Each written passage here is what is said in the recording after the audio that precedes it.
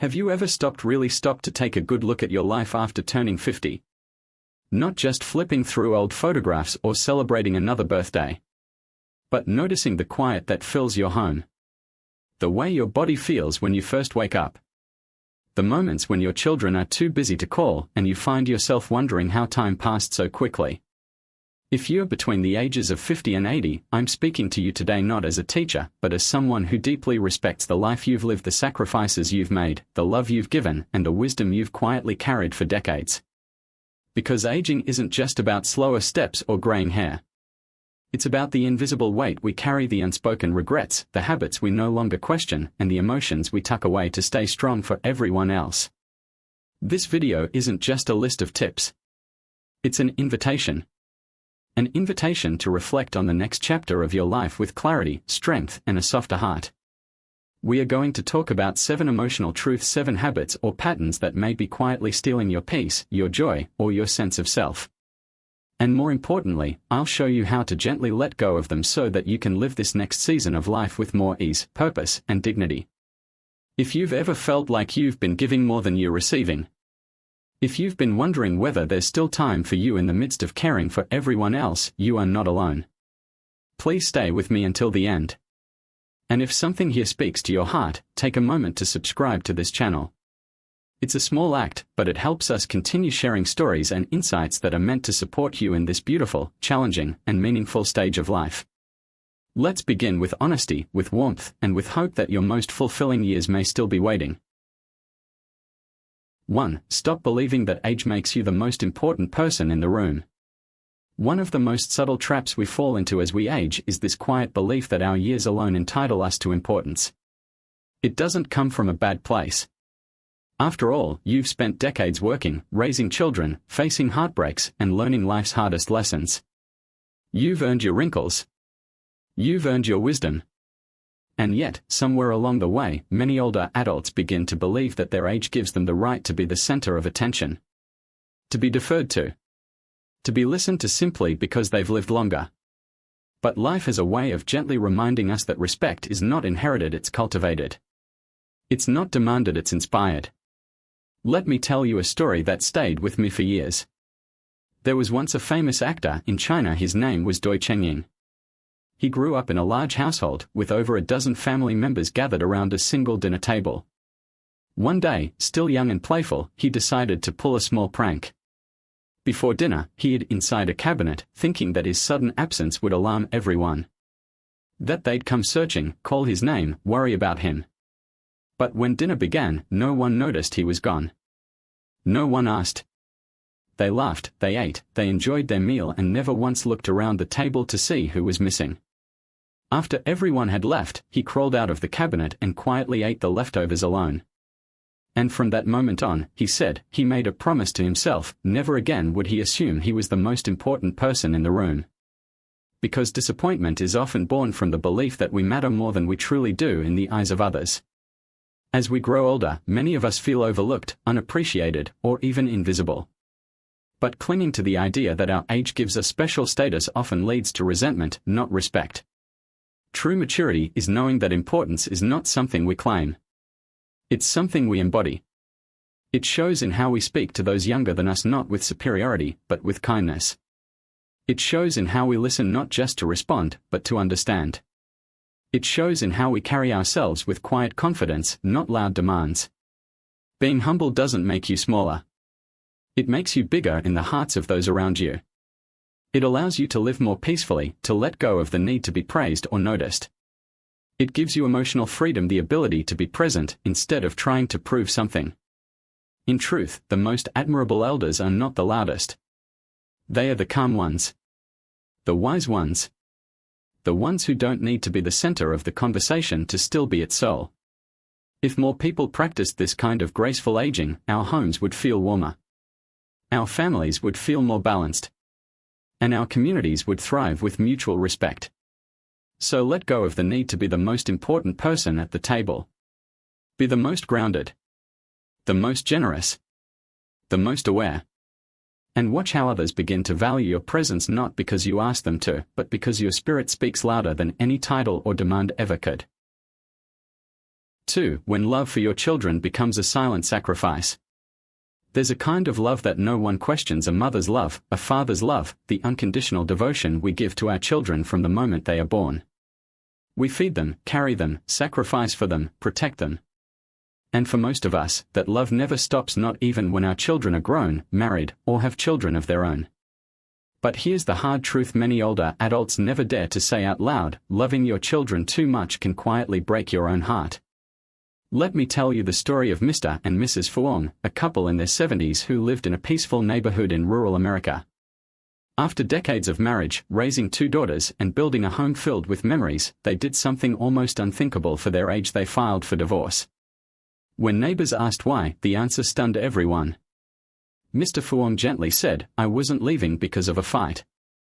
I left because I felt forgotten." His wife, Mrs. Fuong, loved her daughters deeply. So deeply, in fact, that over the years, her world slowly shifted away from her husband and toward their children and grandchildren. Every holiday, every meal, every decision revolved around what the daughters needed. If the girls disliked pets, Mr. Fuong was told he couldn't have a dog. If one daughter needed help with childcare, Mrs. Fuong would pack her bags and spend months living in their home, cooking, cleaning, taking care of grandkids.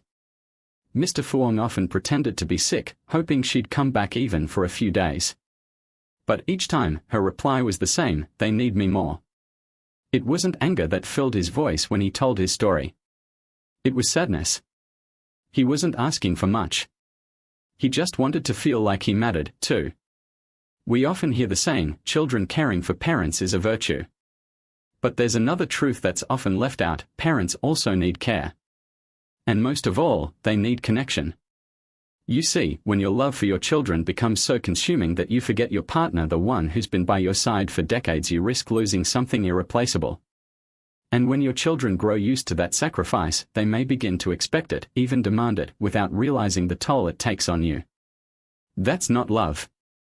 That's quiet erasure. We raise our children with everything we have. But once they're grown, we must learn the hardest lesson of all: how to love them from a distance. It doesn't mean you stop caring. It means you learn to set boundaries. You protect your time, your health, your marriage, and your peace. You remember that the person who shared your bed, your tears, and your life's hardest seasons also deserves your care. You don't have to give up being a parent. But you must stop giving up yourself in the process.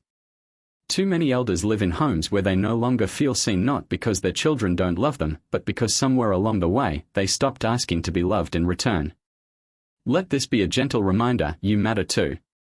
Your joy, your needs, your voice, none of it should be silenced by your love for others. Love your children, yes. But don't forget to love your partner. And above all, don't forget to love yourself. 3. When saving becomes a cage, not a blessing. Many of us were raised with the belief that saving money is a virtue. And it is. Saving allows us to provide for our families, protect ourselves during hard times, and preserve our dignity in old age. But what happens when the habit of saving becomes so strong that we forget how to live? What happens when, after decades of hard work, we finally board the ship of retirement only to sit in the corner, clutching our savings, too afraid to spend a dime on joy? Let me tell you the story of an elderly couple whose children had grown up, found success, and wanted to give something special back to their parents. For their 50th wedding anniversary, the children pooled their resources to surprise them with a luxury cruise. It was a beautiful gesture: first-class tickets, ocean views, elegant meals, entertainment on every deck. The couple was touched and excited. They boarded the ship, wide-eyed at the grandeur. They walked past gourmet restaurants, music halls, swimming pools, and open-air cafes. But instead of joining in, they held back. They didn't swim. They didn't dine in the grand dining hall. Instead, they ate instant noodles they brought from home. They avoided ordering anything, fearing the prices. They chose observation over participation. On the final night of the cruise, the husband finally agreed to let them try the restaurant just once, so they could tell the neighbors back home what cruise food was like. As they sat down, the waiter politely asked for their ticket. The man, confused and slightly annoyed, handed it over. The waiter paused, looked at the back of the ticket, and said, "Sir, did you know that all of this, the meals, the entertainment, even the snacks, were already included in your ticket?" There was a long silence. They had spent an entire week on a luxury cruise, eating dry noodles in their cabin, not because they lacked money but because they were still living in the habits of survival. They didn't know how to receive, how to enjoy, how to say yes to the comfort they had already earned. How many of us are living the same way? Still counting pennies while our bodies ache for a massage, our souls long for a trip, and our hearts yearn for laughter with those we love. Still skipping experiences because we fear wasting money, even when we can afford to give ourselves some grace. There is a kind of poverty that has nothing to do with dollars, it has to do with mindset. A scarcity of joy. A reluctance to feel worthy of delight. But hear this clearly, you've already paid the price. You raised your family. You gave your youth to labor. You tightened every belt. You did without so many things. You have earned the right to enjoy your life now. That doesn't mean reckless spending. It means intentional living. Buy the soft robe. Eat the fresh mango. Take the small trip. Say yes to the movie night. You are not wasting money, you are honoring your journey. Remember, life isn't a savings account. It's a ride. And no one boards a cruise just to sit in their cabin and wait for the ship to dock. Don't let your golden years be a silent wait for something to happen. Let them be the celebration of all you've already lived through. 4. The silent weight of isolation in old age. Growing older doesn't just change your body. It changes your space, your role, and sometimes your place in the lives of others. What once was a lively home filled with the laughter of children, shared meals, and constant conversation, slowly becomes quieter. Your grown children move away. Your neighbors change. And even if you're surrounded by family, there's a loneliness that creeps in, not always from physical distance, but from emotional disconnection. Let me tell you about Mrs. Lan, a 76-year-old widow who moved in with her son and daughter-in-law after her husband passed away. It was meant to be a loving arrangement. Her son had promised years ago, "When you're old, I'll take care of you." And he meant it. But things changed after she moved into their 4-story home in the city. Her bedroom was on the top floor, a daily challenge for her knees. She asked if she could switch to a lower floor. Her daughter-in-law refused. "I'm used to that room," she said. So Mrs. Lan climbed the stairs in silence, sometimes resting between landings, sometimes in pain, but never complaining. Each day, her son bought her food he thought she'd like. He even took her out to restaurants and tried to include her in family outings. But nothing seemed to bring her joy. Not because she was ungrateful, but because her heart had begun to shrink from the inside out. She didn't belong. She wasn't part of their conversations. She was told not to open the gate, not to speak to strangers, not to interfere. Meals were left on the table, but she ate alone. She reheated cold rice. She fried leftover eggs. Sometimes she simply had instant noodles, not because there wasn't food but because she didn't want to be a burden. Eventually, her son brought her back to her old village, thinking she might feel better there. But even in the familiar surroundings of her hometown, she remained quiet, distant, invisible. What happened to Mrs. Lan is happening to millions of older adults around the world, especially in homes where physical care is provided, but emotional connection is missing. The experts call it late life withdrawal, a psychological response to feeling left behind. After retirement, the loss of work, of social roles, of mobility can all contribute to a quiet sense of uselessness. And without meaningful interaction, that feeling turns into isolation. Isolation leads to sadness. Sadness, left unchecked, becomes depression. And the saddest part? Most of it goes unnoticed. Older adults don't always speak up. They don't always ask for help. They don't always say, "I feel lonely." They just smile politely.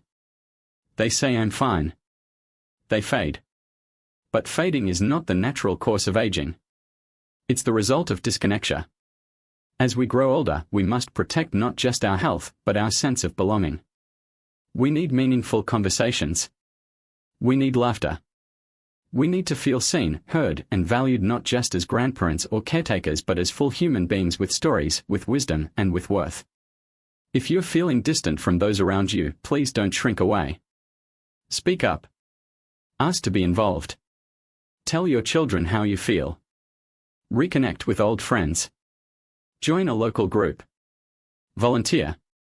Take a walk and greet your neighbors. Even the smallest effort can rekindle that lost sense of connection. You are not a burden.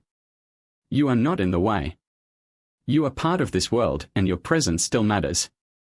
And if you're a son, a daughter, or a caregiver listening to this, remember that caring for an elder is more than cooking meals or buying medicine. It's about sitting down, making time, looking into their eyes and saying, "I see you." Because sometimes the greatest loneliness is not being alone. It's being surrounded and still feeling unseen. 5. Let go of the dreams that no longer fit the life you have now. There's a moment in every life, often quietly, often without warning, when we begin to ask, did I do enough? Did I become who I was supposed to be? These questions don't arrive in our youth. They come later, often after 50, when the noise of ambition fades and we finally have the silence to hear ourselves think. We look back. We remember the dreams we once had, the business we wanted to start, the book we never wrote, the places we didn't visit, the people we lost touch with. We count the years that passed too quickly. And for some, what follows isn't peace, it's grief. It's the grief of unmet expectations, of roads not taken, of a version of ourselves we thought would become but never did. But what if I told you that the second half of life doesn't have to be measured by the promises of the first? What if you could put down the old dreams not in defeat, but in grace? There's a woman I once met at a senior center in Michigan. Her name was Clara, 68 years old, retired school principal. One afternoon, while sitting under a tree outside the building, she told me, "I always thought I'd publish a book. For years, that thought followed me like a shadow. But the older I got, the more that dream felt like a stone in my pocket. Not because it wasn't good, but because it wasn't mine anymore." I asked her what she meant. She smiled and said, "There's a difference between letting go of something and losing it. I let go of that dream. And now I feel lighter." What Clara discovered is something many people don't learn until it's too late: some dreams expire. And that's not failure. That's life. Holding on to the past can keep us from embracing the present. When you cling to an old idea of success, you may not notice the quiet joys already around you: a grandchild's laughter, the comfort of morning tea, the beauty of a single flower in your garden. When you compare your current self to the person you imagined you'd be, you miss the value of who you are now: wiser, gentler, more grounded. The truth is, aging gracefully is not about chasing unfinished business. It's about tending to what still grows. You may never become the writer, the painter, the traveler you once dreamed of. But that doesn't mean you are unfinished. You are a living story. And your worth is not in what you produce, but in how you love, how you forgive, how you show up, again and again, with quiet courage. So let go of the regrets. Forgive your younger self for not knowing what you know now.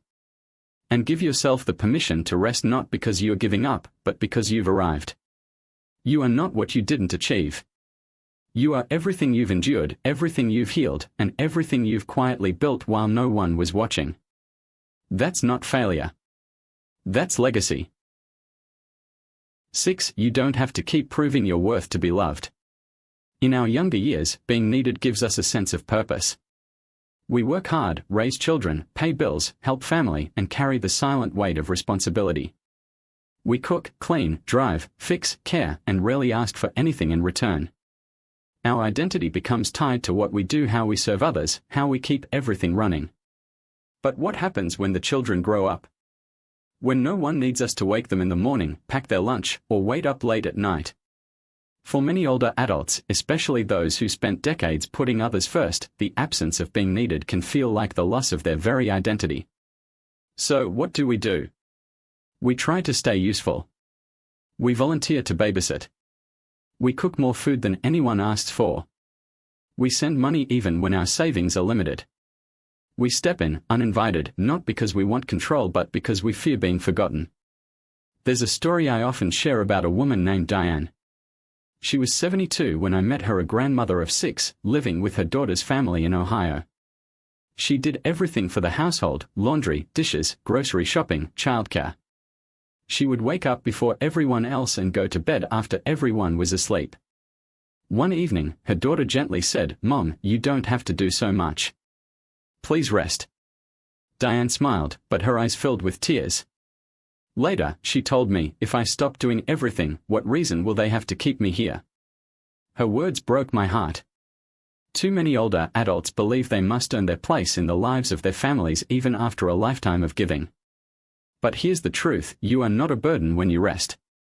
You are not useless when you slow down. You are allowed to be loved just as you are, not because of what you do, but because of who you are. The need to be useful is understandable. It's deeply human. But there comes a time when the greatest gift you can offer is your presence, not your labor. Your stories, not your errands. Your laughter, not your effort. Let your family learn how to care for you, too. Let them show love not just in the receiving, but in the giving. And allow yourself to accept that love without guilt. You've earned it 100 times over. If your grandchildren grow up seeing you rest, read, walk slowly, take care of your soul, they learn something powerful, that aging is not about fading. It's about evolving. And that our elders deserve dignity, not just duty. So sit down. Breathe. Let go of the pressure to always be doing. You are already enough. In this season of your life, your worth does not come from how many meals you cook or how many favors you say yes to. It comes from your heart, your wisdom, your presence, the quiet miracle of still being here. And that is more than enough. 7. Your best years may still be waiting if you choose to live them fully. There's a quiet myth that whispers through our society that after 60, 70, or 80, life is mostly behind us. That the best days, the ones filled with love, purpose, laughter, passion, are over. But what if that simply isn't true? What if the most meaningful years of your life are not the ones where you achieved the most, but the ones where you finally understood the most? What if the time you have left is the very space you've been waiting for all along, not to do more, but to be more? Let me tell you about Harold, a man I once counseled in North Carolina. He was 84 when we met. A retired school janitor. Never married. No children. He had lived a quiet life, filled with routine, modesty, and solitude. But in his 80s, something shifted. One day, Harold bought a second-hand camera. The next month, he took a painting class. A year later, he started a blog where he shared his thoughts on life, grief, and beauty. When I asked him why he began all this so late, he smiled and said, "I spent most of my life being invisible. Now I want to leave footprints, even small ones." His words still echo inside me. Because the truth is, it's never too late to begin again. Never too late to write the poem. Make the phone call. Say the apology. Take the walk. Learn the song. Plant the garden. Love the person. Forgive the past. Too many people stop living before their bodies stop breathing. They sit in quiet houses, telling themselves, "I'm too old to change." They replay old memories like broken records and forget that new melodies can still be written. But life isn't about age. It's about aliveness. The final chapters of your life are still yours to write. They can be full of regret, or they can be full of softness, meaning, and joy. That choice is not in your bones or your bank account. It's in your heart. You don't need permission to live more freely. You don't need someone's approval to finally listen to your inner voice. You don't need a perfect ending to have a beautiful one. Start small. Wake up and stretch without rushing. Call an old friend. Say yes to something that scares you just a little. Put on a piece of music that reminds you of who you were before the world told you who you had to be. And most of all, be gentle with yourself. You have survived so much heartbreak, loss, disappointment, silence. But you're still here. That matters more than you may realize. This season of life is not about finishing everything. It's about savoring what remains. It's about coming home to yourself. So live boldly. Live slowly. Live kindly. You've spent so much of your life taking care of others. Now, it's time to take care of the one person you've always set aside, you. If you've stayed with me until this point, I want to pause just for a moment and thank you. Not just for listening, but for feeling. For letting these words meet you where you are, in your kitchen, your living room, perhaps in the quiet of a morning alone. Wherever you are right now, I hope this video reminded you of one simple truth. Your life still matters. Your heart still matters. You still matter. We've walked together through 7 powerful truths, some gentle, some difficult, all deeply human. And maybe along the way, you saw parts of yourself in these stories. The parts that are tired. The parts that are still healing. The parts that have been quietly waiting to be seen, understood, and loved. I hope you give yourself permission to slow down when needed. To speak up when it matters. To let go when it hurts. And to step into this next chapter with softness and strength. Because you're not done growing. Not done feeling. Not done loving. And certainly not done living. If something in this video touched your heart, I gently invite you to subscribe to this channel. Your support allows us to continue bringing these conversations into your home, conversations that honor your journey, your wisdom, and your right to a life of peace and purpose. Leave us a comment. Tell us what spoke to you. What reminded you of your own story? What made you smile, or reflect, or even cry a little? And when you're ready, explore our other videos. Each one is created with care, rooted in truth, and meant to help you live not just longer but deeper, fuller, and freer. Thank you for being here with us. May your day be filled with calm, with clarity, and above all, with kindness. We'll see you in the next story.